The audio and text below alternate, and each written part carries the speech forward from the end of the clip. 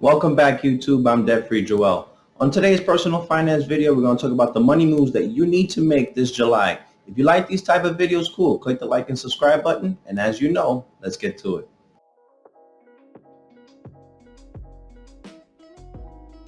Yikes. What are 6 months that we've had? Inflation, unexpected expenses, medical bills, you name it, things that have thrown us off our financial journey.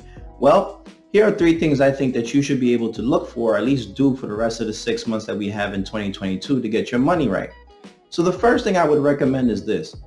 Make a check on your finances. What do I mean by that? Check all your accounts. Check your checking account, your savings account. Go through your actual net worth, right? So actually add up all your assets, add up all your liabilities or your debt, and come up with that number. That's the financial number that you're looking for to see how well you're doing, right? Think of all the resolutions that you made in the beginning of the year as it pertains to your finances. Have you kept up? For the majority of people who are watching this video, you haven't. But that's not a bad thing, okay? A lot of people, when they start resolutions, when they want goals for the year, usually they tend to fizz out because there hasn't been a lot of momentum. The reason why you do a mid-year check-in on your finances is to restart that momentum, see where you are, make adjustments. So that would be my first suggestion. Actually go through and calculate your net worth. Look at your checking account, look at your savings account, look at your 401k, for example. Look at your independent investments that you have on the side and add those up.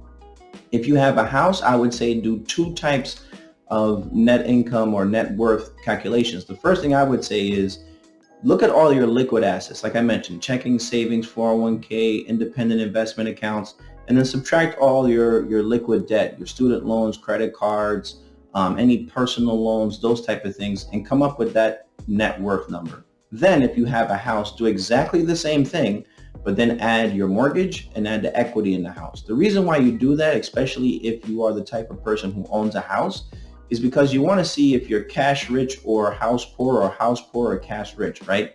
What you don't want to be in a situation is where you have a ton of equity in your house, but when you look at your net worth from a cash basis, you're really low, right? So you want to make sure that you're putting a good amount of money away. You're making sure that you're building your accounts, that you're getting rid of all that discretionary debt. You look at both those type of net worths and see where you're at. So that's the first thing you should do, is check your net worth. The second thing I would do is check your credit scores and reports, right? So what you need to do is look at all 3 bureaus, Equifax, Experian, TransUnion. Go to their websites. You should be able to pull your score down for free, at least I know I do, and see where you are on your credit score journey.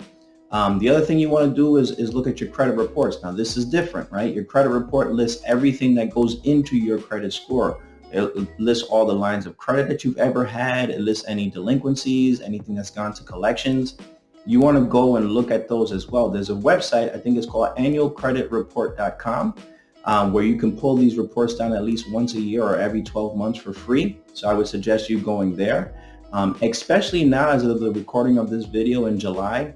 If you've had medical debt, for example, that you've paid off, but it's gone to collections and is still appearing on your credit report, as of the recording of this video, it should be off, right? It should be removed from that. It should have bumped your credit score up. So that's my second recommendation, is to look at your credit scores and your credit report.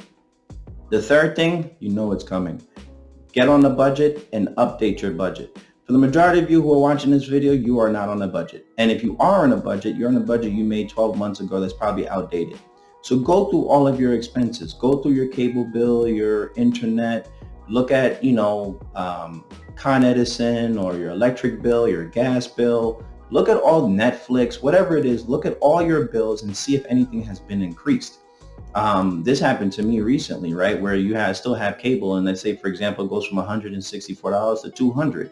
They don't send you any notification. They just update the bill, right? So you want to go through, especially if you have automated payments, you want to go through your bills and go through your budget and see where you are. You also want to update your budget for things that have been increased because of inflation. Think about your groceries, think about your gas, those type of things that you occur with every single month. You want to up those up in your budget. What does that mean? Probably less money for you to save. So what you want to do is not only update your budget to reflect inflation, but you also want to look at it from the perspective of what can you cut down, right?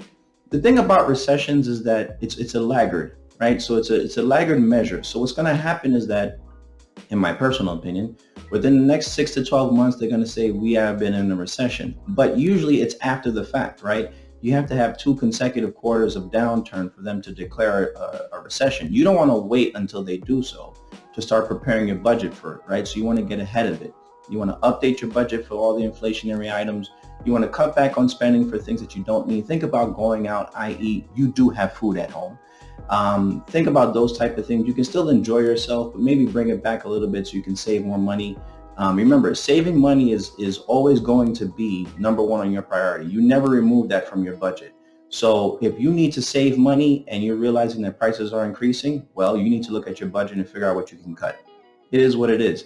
So make yourself a priority. So in closing, let's go through the 3 things that you need to do. Number 1, update your finances by looking at your net worth, see where you are, look at your goals, your resolutions, things that you set out as of the beginning of the year.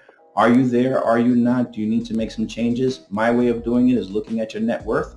The second thing you want to do is look at your credit scores and credit reports, see what's on there, see what's been removed. If you have any delinquencies, if you have any discrepancies, things like that, call those companies. The third thing you want to do is update your budget, especially for the inflationary items. Make sure no bills increase without you knowing.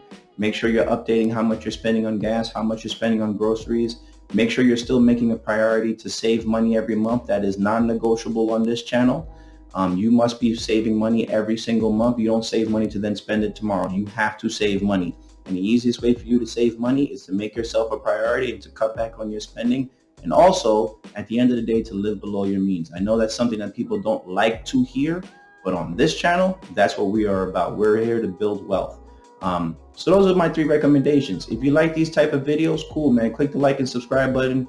Feel free to send this to anybody you think is going to be helpful. Feel free to follow me on Instagram at DebtFreeJoel. I put a ton of information on there about finance as it pertains to saving, to investing, and most importantly, to charity. Until next time, keep your money up.